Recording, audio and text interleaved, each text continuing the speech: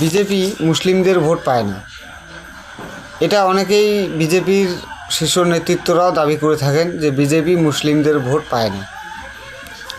তাই যদি হয় বিজেপি মুসলিমদের ভোট পায় না, তাহলে মুসলিম প্রধান এলাকা যেরকম পশ্চিম বর্ধমান, পূর্ব বর্ধমান, বাঁকুড়া, হুগলি, দক্ষিণবঙ্গের সমস্ত জেলাগুলিতে মুসলিমদের সংখ্যাগরিষ্ঠতা বেশি, তাহলে সেখানে কি করে বিজেপি এত সিটে জয়লাভ করলো?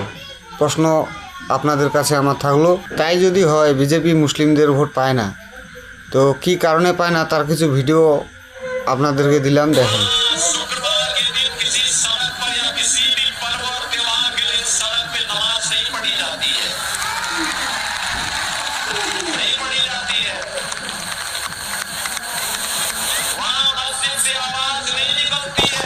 सब बांग्लादेशी मुसलमान, सब बांग्लादेशी मुसलमान। কিছু উন্মাদ, কিছু ধর্মান্ধ, কিছু মৌলবাদী, যাদেরকে পশুর সঙ্গে তুলনা করলে পশুকে অপমান করা হবে, তাদের হাতে চলে গেছে। আরেকটা ৭১ দরকার ওখানে, ওখান থেকে ওরা করুক, বাকিটা আমরাও করব।